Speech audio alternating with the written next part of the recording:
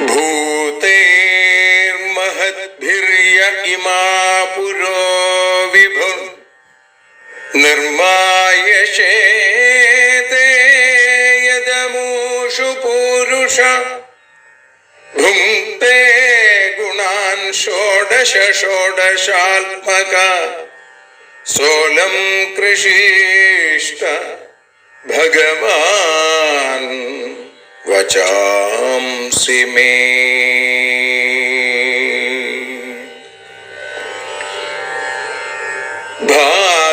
ഭാഗവതത്തെ അറിയാൻ ഈ ഭാഗവതത്തിൽ അലിയാൻ, ഭാഗവതത്തെ അറിയാൻ ശ്രീമദ് ഭാഗവതത്തിൽ അലിയാൻ, ലക്ഷ്യമതും മാത്രം ഹരിയിൽ ഭക്തിയുണർത്തും സംഗീതം ഹരിനാമലഹരി സൗഭാഗ്യം. ഭാഗവതത്തെ അറിയാൻ ഭാഗവതത്തിൽ അലിയാൻ.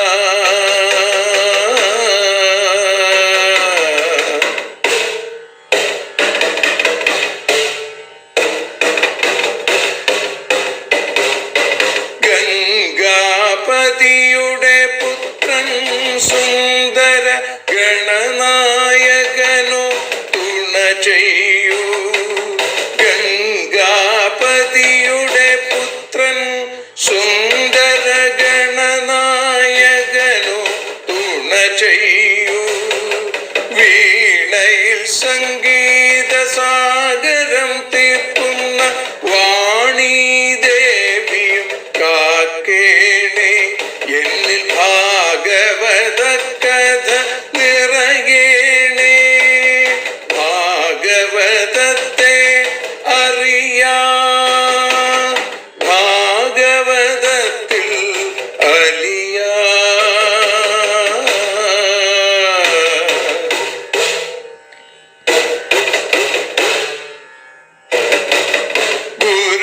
ഗുരുവായൂരിൽ നിത്യം നിറയുക ഗുരുവായൂരിലെ ശ്രീകൃഷ്ണ.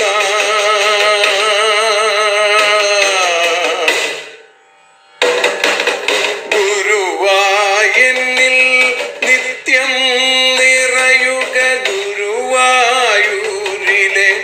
ശ്രീകൃഷ്ണ.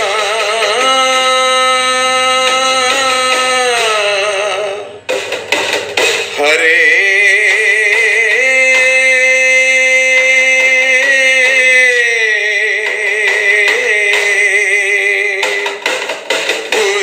ഗുരുവായൂരിൽ നിത്യം നിറയുക ഗുരുവായൂരിലെ ശ്രീകൃഷ്ണ.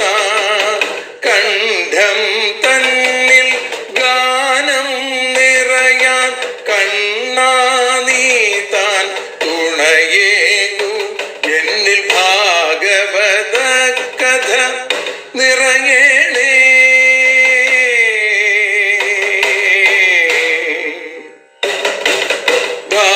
ഭാഗവതത്തെ അറിയാൻ ഭാഗവതത്തിൽ അലിയാൻ.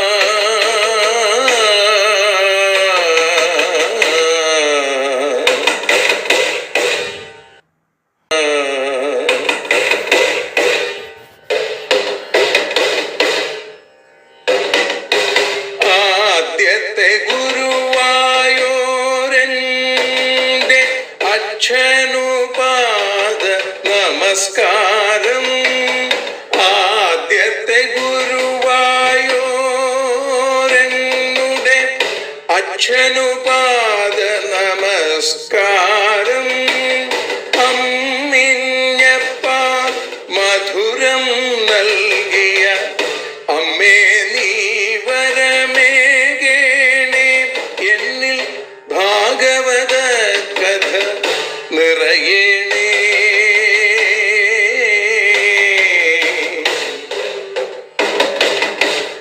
ഭാഗവതത്തെ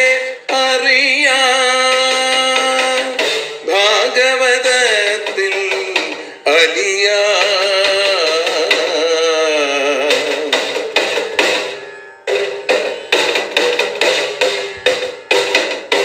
ശ്രീഹരി തന്നുടെ കഥകൾ നിറയും ശ്രീമദ് ഭാഗവത സ്മൃതിയിൽ.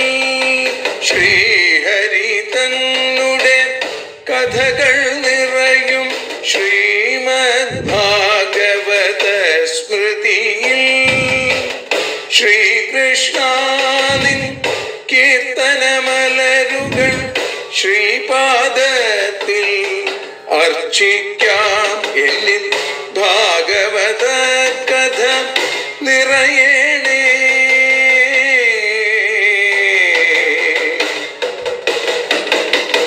ഭാഗവതത്തെ അറിയാൻ, ഭാഗവതത്തിൽ അലിയാൻ. ലക്ഷ്യമതൊന്നു മാത്രം ഹരിയിൽ ലഹരിയുണർത്തും സംഗീതം. ഭക്തിയുണർത്തും സാഫല്യം. ഭക്തിയുണർത്തും സൗഭാഗ്യം. ഭാഗവതത്തെ അറിയാൻ,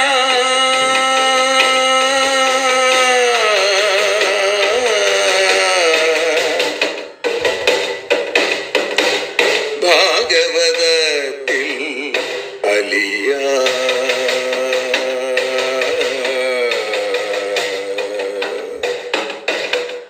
ഭാഗവതത്തിൽ അലിയാൻ.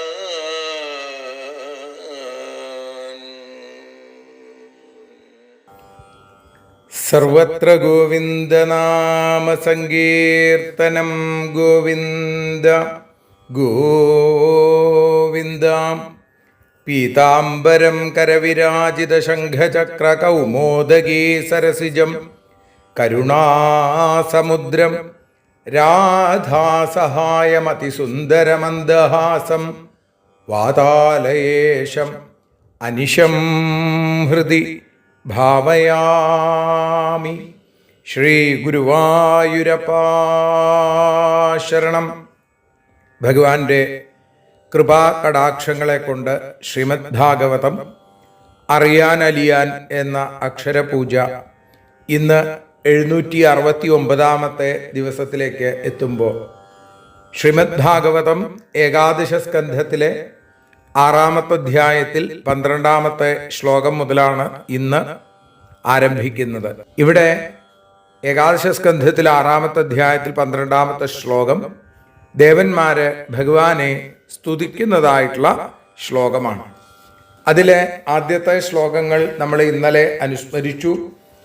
അവിടെ കാണാൻ സാധിക്കുന്നു 7, 8, 9, 10, 11 എന്നീ 5 ശ്ലോകങ്ങളാണ് നമ്മൾ ദേവസ്തുതിയായിട്ട് കഴിഞ്ഞ ദിവസങ്ങളിൽ അനുസ്മരിച്ചത്.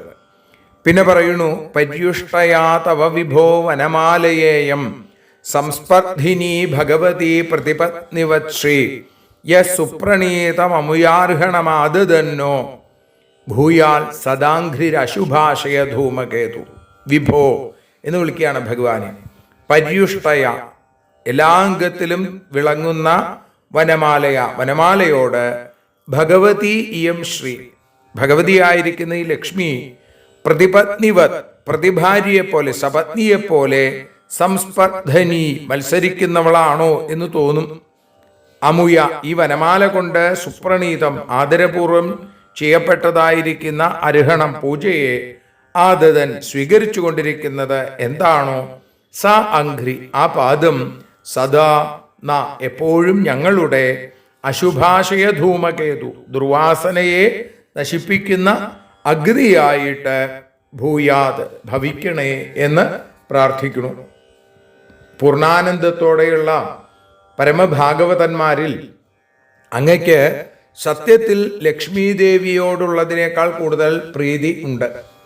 എല്ലാ അംഗത്തിലും ശോഭിച്ചുകൊണ്ടിരിക്കുന്ന ഭക്തന്മാരാൽ അർപ്പിക്കപ്പെട്ട വനമാലയോട്, അതുകൊണ്ട് തന്നെ ഈ ലക്ഷ്മി ദേവിക്ക് സത്യത്തിൽ പ്രതിപത്നിവൽ ഒരു സപത്നിയോട് എന്നതുപോലെയുള്ള മത്സരം ഉള്ളതായിട്ട് തോന്നുന്നു. കാരണം രണ്ടുപേരും മാറിടത്തിലാണ് ശോഭിക്കുന്നത്. അവിടെ ഒരാൾക്ക് രണ്ട് ഭാര്യമാരുണ്ടായാൽ ഒരാൾ എവിടെ ഇരിക്കണോ അവിടേക്ക് തന്നെ മറ്റേയാളും വരും. എനിക്കും അതിന് അർഹതയുണ്ട് എന്നുള്ളത് പോലെ. ഇതേപോലെ വനമാല ഇരിക്കുന്ന ദിക്കിൽ ലക്ഷ്മിയും അല്ലെങ്കിൽ ലക്ഷ്മി ഇരിക്കുന്ന ദിക്കിൽ വനമാലയും. അതുകൊണ്ട് പക്ഷെ വനമാല ഭക്തന്മാരർച്ചിച്ചതാണ്, ഭക്തന്മാര് സമർപ്പിച്ചതാണ് എന്നുള്ളത് കൊണ്ട് ആ വനമാലയിൽ അങ്ങക്ക് കൂടുതൽ താല്പര്യം ഉണ്ടാവും എന്ന് കാണിക്കുന്നു. തന്നെയുമല്ല, ഇവിടെ പറയുകയാണ് ഭക്തന്മാർ ചെയ്യുന്ന ആ ഉപചാരങ്ങൾ അത് എത്ര ചെറുതാണെങ്കിലും അങ്ങക്ക് വലിയ സന്തോഷമാണ്. വനമാല അവിടുത്തെ കണ്ഠം മുതൽ താഴെ പാദം വരെ തൊട്ടാണ് കിടക്കുന്നത്. അങ്ങനെ ഇരിക്കുന്ന അവിടുത്തെ ആ പാദാരവിന്ദം ഞങ്ങളുടെ ദുർവാസനകളെ ഇല്ലാതെയാക്കുന്ന ഏറ്റവും ശ്രേഷ്ഠമായ ആ അഗ്നിയായിട്ട് തീരണേ. ആ അഗ്നിയാക്കി ഞങ്ങളുടെ ദുർവാസനകളെ ഭസ്മീകരിക്കണേ ഭഗവാനെ പ്രാർത്ഥിക്കുകയാണ് ദേവന്മാര്. കേതുസ്ത്രിവിക്രമയുതസ്ത്രിപതത്പതാഗോയസ്തേ ഭയാഭയകരോ സുരദേവ ചമ്മോ സ്വർഗായ സാധുഷു ഖലേശ്വിതരായ ഭൂമൻ പാദപുനാതു ഭഗവൻ ഭജതാമഖം ന. ദേവന്മാര് പറയുകയാണ്, യാ ത്രിവിക്രമയുത, യാതൊന്ന് മൂന്നടികളോടുകൂടിയതും, ത്രിപതത്പതാക ഗംഗയാകുന്ന കൊടിക്കൂറയോടുകൂടിയതും, കേതു വിജയധ്വജമായിരിക്കുന്നതും, ജാത ഭവിച്ചുവോ, അസുരദേവ ചമ്മു അസുരന്മാരുടെയും ദേവന്മാരുടെയും സേനകളിൽ യാ ഭയാഭയകരാഹ ഭയത്തെയും അഭയത്തെയും ഉണ്ടാക്കി കൊടുക്കുന്നുവോ, സാധുഷു സ്വർഗായ സജ്ജനങ്ങൾ അവർക്ക് സുഖത്തിനും, ഖലേഷു ഇതരായ ദുഷ്ടന്മാർക്ക് അതിന്റെ വിപരീതം ദുഃഖത്തിനും ആയി മാറുന്നുവോ, ഭൂമൻ ഹേ എല്ലായിടത്തും വ്യാപിച്ചിരിക്കുന്ന ഭഗവാനെ, ഭഗവൻ സ തേ പാദ അത് അങ്ങയുടെ ആ പാദം, ഭജതാം ന അഖം പുനാതു അങ്ങയെ ഭജിക്കുന്ന ഞങ്ങളുടെ പാപത്തെ പരിശുദ്ധമാക്കണേ എന്നാണ്. ഭഗവാന്റെ പാദത്തിന്റെ പ്രത്യേകതകൾ പറയുകയാണ്. ഏതൊരു പാദമാണോ ഓരോരോ അടിയാൽ ഓരോ ലോകത്തെ സംഗ്രഹിക്കുന്ന മൂന്നടികളോട് കൂടിയത്. അവിടെ ഭഗവാന് ത്രിവിക്രമൻ എന്ന് പേരും കിട്ടി അല്ലേ. പ്രത്യേകിച്ച് വാമനമൂർത്തിയുടെ ആ മഹിമ വർണ്ണിക്കുക കൂടിയാണ് ഇവിടെ ദേവന്മാര് ചെയ്യുന്നത് പറയാം. അങ്ങനെ വാമനമൂർത്തിയുടെ ജയന്തിയാണ് നമുക്ക് നാളെ ആഘോഷിക്കുന്ന തിരുവോണം എന്നുള്ളത്. ശ്രീ ഓണം, ശ്രോണം, അത് തിരുവോണം. അപ്പൊ അങ്ങനെ മൂന്നടികളോട് കൂടിയതായി രണ്ടാമത്തടിയിൽ സത്യലോകം പ്രാപിച്ച ആ പാദങ്ങൾ വിജയധ്വജം പോലെ അത്യുച്ഛിതമായി മൂന്ന് ലോകങ്ങളിലും ഒഴുകിക്കൊണ്ടിരിക്കുന്ന ആ ഗംഗയാകുന്ന കൊടിക്കൂറയോടുകൂടിയത്. അസുര സൈന്യങ്ങൾക്ക് ഭയത്തെയും ദേവസൈന്യങ്ങൾക്ക് അഭയത്തെയും ഉണ്ടാക്കി കൊടുക്കുന്നതാണിത്. സജ്ജനങ്ങൾക്ക് സ്വർഗത്തെ നൽകുന്നു, ദുഷ്ടന്മാർക്ക് നരകത്തെയും നൽകുന്നു. അങ്ങനെയുള്ള ആ മഹത്തായ പാദം, അവിടുത്തെ ആ പാദാരവിന്ദങ്ങൾ ഞങ്ങളുടെ എല്ലാ തരത്തിലുള്ള ദോഷങ്ങളെയും ഇല്ലാതെയാക്കണേ. മഹാബലിയുടെ പേരിലുള്ള സ്നേഹം കാണിക്കാൻ ഏതൊരു പാദമാണോ ആ മഹാബലിയുടെ ശിരസിൽ വെച്ചത്, ധർമ്മത്തെ ഉല്ലംഘനം ചെയ്യുന്നത് വിരോധിക്കാൻ ഏതൊരു പാദമാണോ അസുരന്മാരെ ശിക്ഷിച്ചത്, ഭജിക്കുന്നവരെ അനുഗ്രഹിക്കാൻ ഏതൊരു പാദത്തിൽ നിന്നാണോ ഗംഗാനദി ഉദ്ഭവിച്ചത്, അതുകൊണ്ട് ഭഗവത് പതി എന്ന് ഗംഗയ്ക്ക് പേര് തന്നെ ലഭിച്ചു. അങ്ങനെയുള്ള ആ പരമപാവനമായിരിക്കുന്ന പവിത്രമായിരിക്കുന്ന പാദ അരവിന്ദങ്ങൾ ഞങ്ങളുടെ എല്ലാ പാപങ്ങളെയും ഇല്ലാതെയാക്കി ഞങ്ങളെ പരിശുദ്ധരാക്കണേ പ്രാർത്ഥിക്കുന്നു. നസ്യോതഗാവ ഇവയസ്യ വശേ ഭവന്തി ബ്രഹ്മാദയസ്തനുഭൃതോ മിഥുരർദ്യമാനാ കാലസ്യ തേ പ്രകൃതി പൂരുഷയോ പരസ്യ ശംനസ്തനോതു ചരണ പുരുഷോത്തമസ്യ. മിഥ അന്യോന്യം അർദ്യമാനാഹ പീഡിക്കപ്പെടുന്നവരായ ബ്രഹ്മാദയ അപി ബ്രഹ്മാവ് തുടങ്ങിയുള്ള തനുഭൃത ശരീരികൾ യസ്യ തേ വശേ യാതൊരു അങ്ങയുടെ അധീനതയിൽ ഭവിക്കുന്നുവോ, നസ്യോതഗാവ ഇവ ആ നാസികയിലെ മൂക്കിൽ തുളച്ച കയർ കോർത്ത കാളകൾ എന്നതുപോലെ അസ്വതന്ത്രരായി മാറുന്നു. കാലസ്യ പ്രകൃതി പൂരുഷയോ, കാലസ്വരൂപനായി പ്രവർത്തിച്ച് പ്രകൃതിയിൽ നിന്നും പുരുഷനിൽ നിന്നും പരനായിരിക്കുന്ന പുരുഷോത്തമസ്യ, ആ പുരുഷോത്തമനായ അങ്ങയുടെ ചരണം ന ശം തനോതു, ഞങ്ങൾക്ക് സൗഖ്യത്തെ നൽകണേ എന്ന് പ്രാർത്ഥിക്കുന്നു. അപ്പോ ബ്രഹ്മാദികളാകുന്ന സകല ദേവന്മാരും ഏതുപോലെയാണ്? ഭഗവാന്റെ നിയന്ത്രണത്തിലാണ്. മൂക്ക് കയറിട്ട കാളകളെ കാളക്കാരൻ നിയന്ത്രിക്കുന്നത് പോലെ കാളമുകിലൊളി വർണ്ണനായിരിക്കുന്ന ഭഗവാൻ സകല ചരാചരങ്ങളെയും നിയന്ത്രിച്ചു കൊണ്ടിരിക്കുന്നു. അങ്ങനെ കാലസ്വരൂപനായിരിക്കുന്ന ഭഗവാൻ സകലരെയും ഓരോരോ പ്രവൃത്തികളിൽ പ്രവർത്തിപ്പിച്ചു കൊണ്ടിരിക്കുന്ന ഭഗവാൻ, പ്രകൃതിയിൽ നിന്നും പുരുഷനിൽ നിന്നും പരനായിരിക്കുന്ന ഭഗവാൻ, അങ്ങനെയുള്ള ആ ഭഗവാന്റെ പാദാരവിന്ദങ്ങൾ ഞങ്ങൾക്ക് എന്നും സൗഖ്യത്തെ നൽകണേ. ശം തനോതു, ഞങ്ങൾക്ക് സൗഖ്യത്തെ ഉണ്ടാകുന്നതിന് കാരണമാകണേ. അസ്യാസി ഹേതുരുദയസ്ഥിതി സംയമാനാം അവ്യക്തജീവമഹമതാമപി കാലമാഹു സോയം തൃണാഭിരഖിലാപചയേ പ്രവൃത്ത കാലോ ഗഭീരരയ ഉത്തമപൂരുഷസ്ത്വം. അവ്യക്തജീവമഹതാമപി, പ്രകൃതി, ജീവൻ, മഹത്വത്വം ഇവയ്ക്കും കാലം നിയന്താവായിട്ട് അങ്ങ് ആണ് എന്ന് ആളുകൾ പറയുന്നു. അങ്ങയെക്കുറിച്ച് അങ്ങനെയാണ് പറയുന്നത്.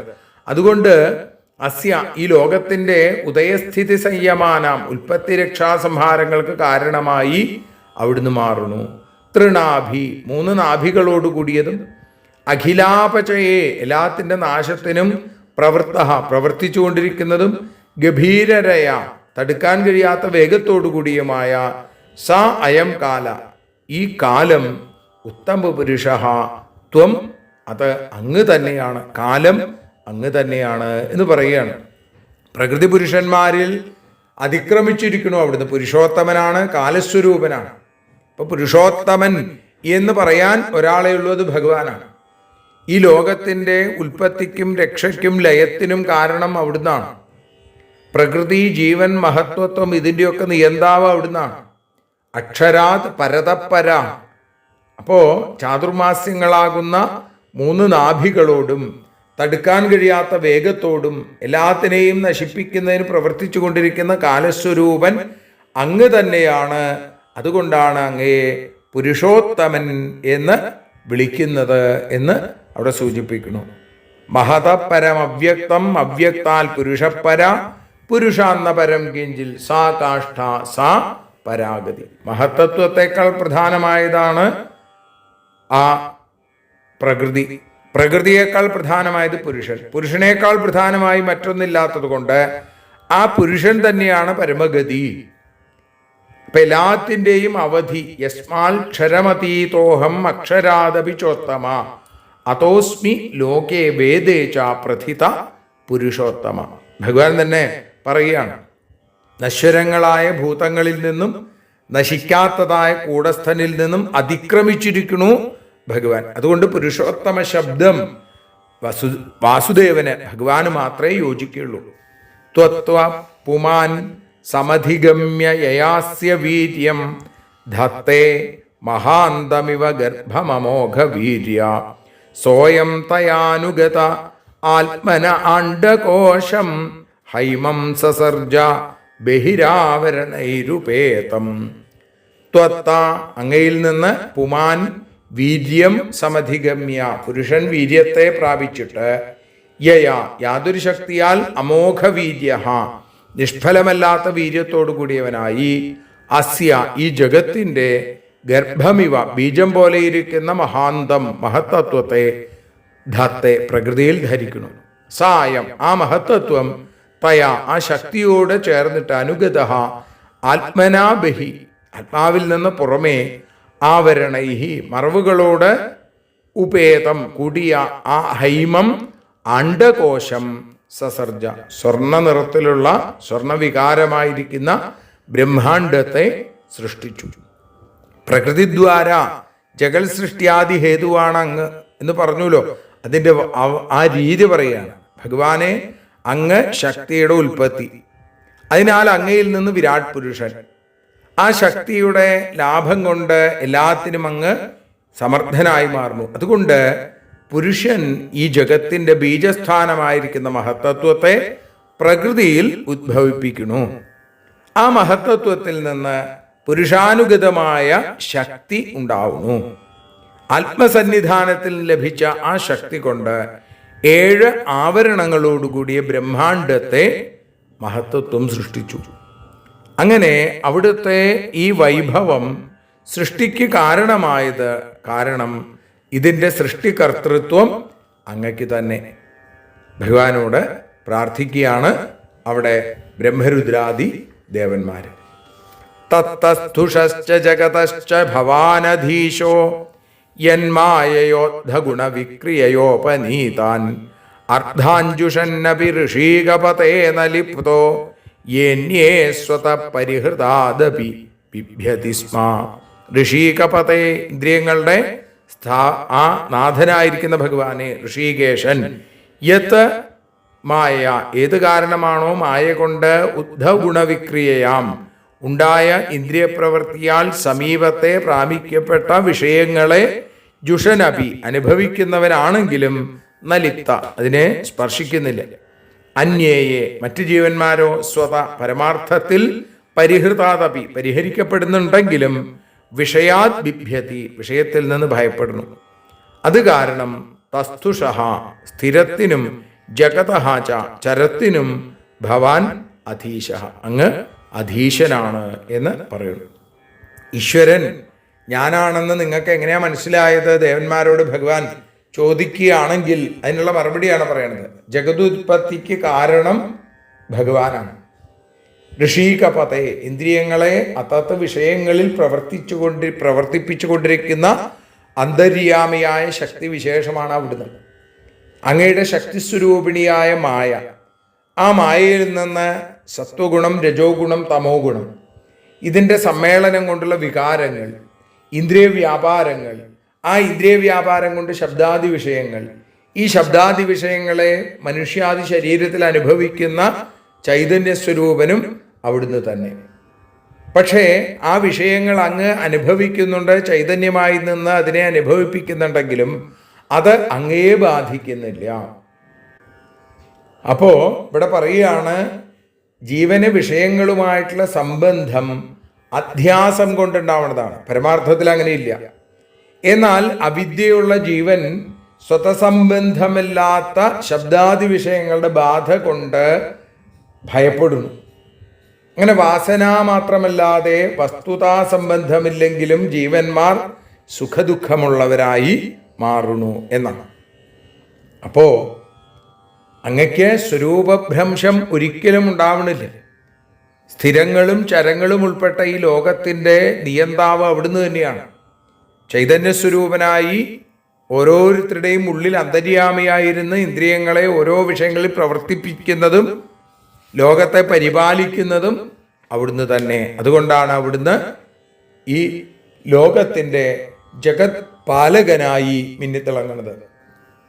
സ്മായാവലോകലവദർശിത ഭാവഹാരി ഭ്രൂമണ്ഡല പ്രഹിത സൗരതമന്ത്രശൗണ്ടൈ പത്ന്യസ്തു ഷോഡശ സഹസ്രമനംഗബാണൈർയസ്യേന്ദ്രിയം വിമഥിതും കരണൈർന ബിഭ്യോ. സ്മായാവലോകലവദർശിത ഭാവഹാരി ഭ്രൂമണ്ഡല പ്രഹിത സൗരതമന്ത്രശൗണ്ടൈ, മന്ദഹാസത്തിൻ്റെ വിലാസത്തോടുകൂടിയ കടക്കണ്ണോട്ടം കൊണ്ട് പ്രകാശിക്കപ്പെടുന്ന അഭിപ്രായം കാരണം മനോഹരമായിരിക്കുന്ന പുരികവിക്ഷേപങ്ങളാൽ പ്രേരിപ്പിക്കപ്പെടുന്ന സുരതാലാപങ്ങളാൽ പ്രഗത്ഭങ്ങളായ അനംഗബാണൈ, മന്മഥബാണങ്ങൾ കൊണ്ടും കരണൈ, കാമകലാ ചേഷ്ടകൾ കൊണ്ടും ഷോഡശ സഹസ്രം പത്നിയാതു, 16,000 പത്നിമാരാവട്ടെ യസ്യ ഇന്ദ്രിയം വിമഥിതും ന ബിഭ്യു, അവിടുത്തെ ആ മനസ്സിനെ ഇളക്കി തീർക്കാൻ അവർക്ക് ആർക്കും സാധിച്ചില്ല എന്ന് പറയുന്നു. സാധാരണ മനുഷ്യരെ പോലെയല്ല ഭഗവാൻ എന്ന് കാണിക്കുകയാണ്. ഭഗവാന്റെ പുഞ്ചിരിയോടുകൂടിയ കടാക്ഷം ആ മനസ്സിലുള്ള രാഗവിശേഷത്തെ പ്രകാശിപ്പിച്ച് പുരികക്കൊടികളെ ഇളക്കി സാധാരണ മനസ്സിനെ അപഹരിക്കുന്ന കാമകലകൾ കൊണ്ട് 16,000 ഭാര്യമാര് പരിശ്രമിച്ചിട്ടും ഭഗവാനെ അനക്കാൻ സാധിച്ചില്ല. അപ്പം അങ്ങനെയുള്ള ഭഗവാന് ഒരു വിഷയത്തിലും ആസക്തിയില്ല.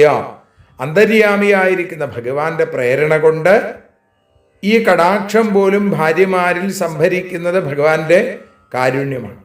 അപ്പം ആ ചൈതന്യ സ്വരൂപനെ ഇളക്കാൻ ആർക്ക് സാധിക്കും?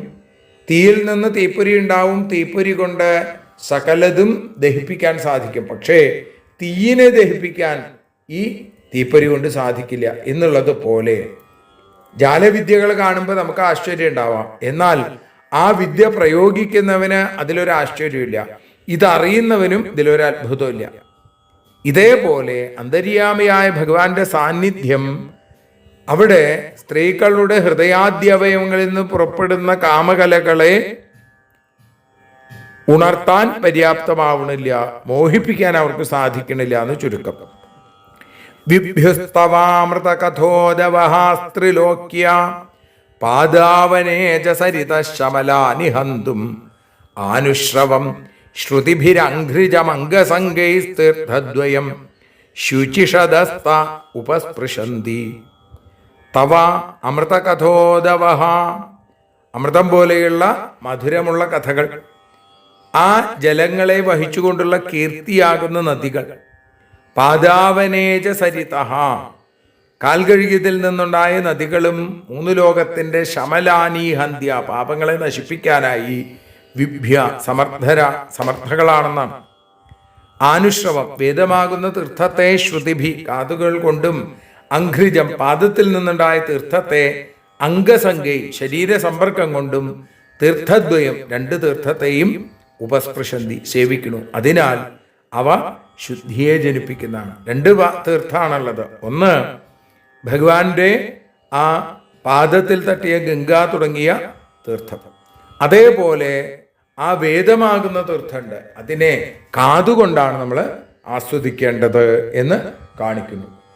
കാലുകഴുകി അതിൽ നിന്നുണ്ടായ ഗംഗാദി സരിത്തുക്കൾ, ഭഗവാന്റെ വാക്കുകളാകുന്ന വേദമാകുന്ന നദി, ഈ 2 തീർത്ഥങ്ങളെയും വിവേകികൾ ഭക്തിയോടും ശ്രദ്ധയോടും കൂടി സേവിക്കണം.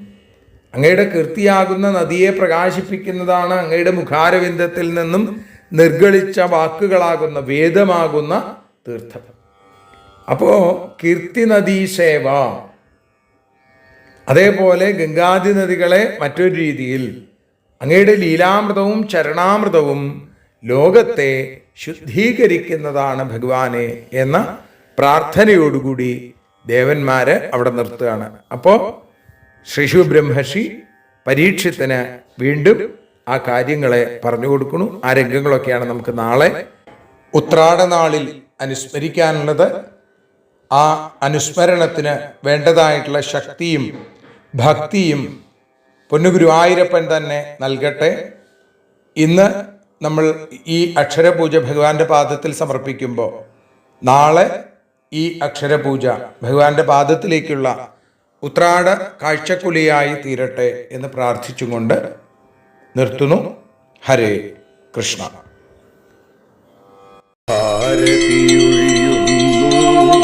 ഞങ്ങൾ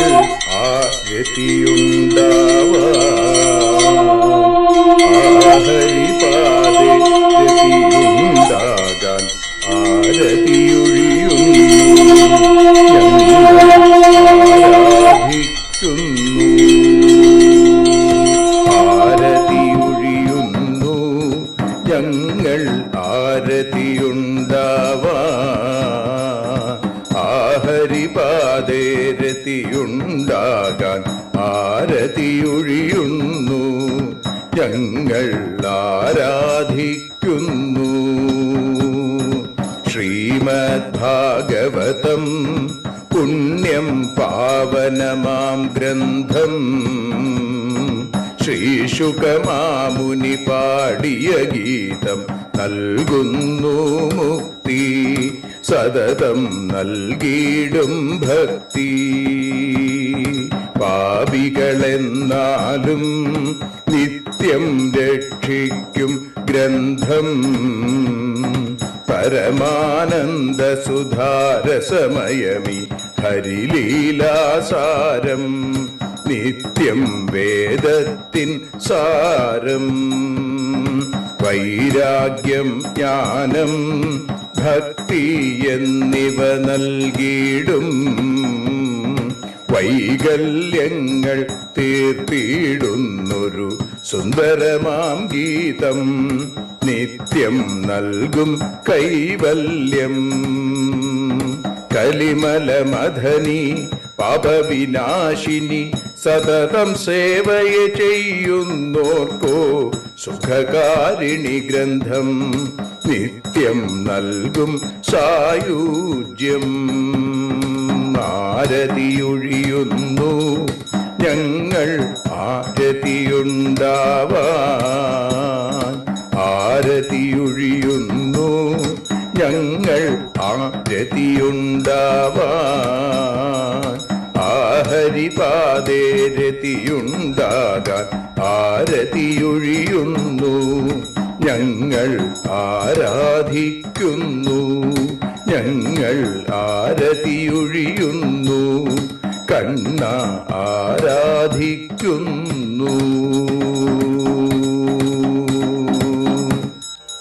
രാധാരമണ മുകുന്ദ മുരാരെ ശരണം മേ തവ ചരണയുഗം പവനപുരേശ രാധാ കൃഷ്ണ ശരണം മേ തവ ചരണയുഗം മീനായി മണ്ണിൽ പിറന്നൊരു ദേവ ശരണം മേ തവ ചരണയുഗം കച്ഛപരൂപമെടുത്തൊരു ദേവ ശരണം മേ തവ ചരണയുഗം സൂകരഭാവമണിഞ്ഞൊരു ദേവ ശരണം മേ തവ ചരണയുഗം നരഹരി രൂപമെടുത്തൊരു നാഥ ശരണം മേ തവ ചരണയുഗം വാമനനായി വിളങ്ങിയ ദേവ ശരണം മേ തവ ചരണയുഗം ഭാർഗവരാമനതായൊരു ദേവ ശരണം മേ തവ ചരണയുഗം ദശരഥനന്ദനായൊരു ദേവ ശരണം മേ തവ ചരണയുഗം ബലമേറുന്നൊരു രാമനാഥ ശരണം മേ തവ ചരണയുഗം ദേവകി നന്ദന വസുദേവാത്മജ ശരണം മേ തവ ചരണയുഗം യശോദതനയാ സുന്ദര രൂപ ശരണം മേ തവ ചരണയുഗം ദ്വാരകവാസാരുക്മിണികാന്ത ശരണം മേ തവ ചരണയുഗം കലികാലത്തിൽ കൽക്കിയും നീയേ ശരണം മേ തവ ചരണയുഗം രാധാരമണ മുകുന്ദ മുരാരെ ശരണം മേ തവ ചരണയുഗം പവനപുരേശ രാധാ കൃഷ്ണ ശരണം മേ തവ ചരണയുഗം ചോറ്റാനിക്കര വാഴും ദേവി ശരണം മേ തവ ചരണയുഗം സാംബ സദാശിവ ശംഭോ ശങ്കര ശരണം മേ തവ ചരണയുഗം ഹരിഹരപുത്ര ആശ്രിതമിത്ര ശരണം മേ തവ ചരണയുഗം സദ്ഗുരുനാഥ ഗുണപരിപൂർണ ശരണം മേ തവ ചരണയുഗം മൂഷികവാഹന മോദകഹസ്ത ശരണം മേ തവ ചരണയുഗം ഭക്തജനപ്രിയ ഭാഗവത പ്രിയ ശരണം മേ തവ ചരണയുഗം രാധാരമണ മുകുന്ദ മുരാരെ ശരണം മേ തവ ചരണയുഗം ഗുരുപവനപുരേശ രാധാകൃഷ്ണ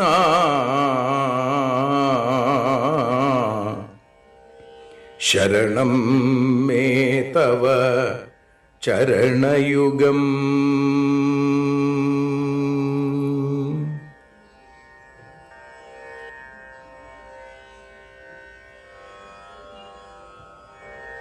യദക്ഷരപദഭ്രഷ്ടം മാത്രാഹീനം തു യദ്ഭവേൽ തത്സർവം ക്ഷമ്യതാം ദേവ നാരായണ നമോസ്തുതേ. വിസർഗബിന്ദു മാത്രാണി പദപാദാക്ഷരാണി ച ന്യൂനാനി ചാതിരിക്താനി ക്ഷമസ്വ പുരുഷോത്തമ. മന്ത്രഹീനം ക്രിയാഹീനം ഭക്തിഹീനം ജനാർദ്ദന യൽപൂജിതം മയാ ദേവ പരിപൂർണം തദസ്തു തേ. കായേന വാചാ മനസേന്ദ്രിയേർവാ ബുദ്ധ്യാത്മനാ വാ പ്രകൃതേ സ്വഭാവാൽ കരോമി യദ്യൽ സകലം പരസ്മൈ നാരായണായേതി സമർപ്പയാമി. സ്വസ്തി പ്രജാഭ്യ പരിപാലയന്താം ന്യായേന മാർഗേണ മഹീം മഹീഷ. ഗോബ്രാഹ്മണേഭ്യ ശുഭമസ്തു നിത്യം.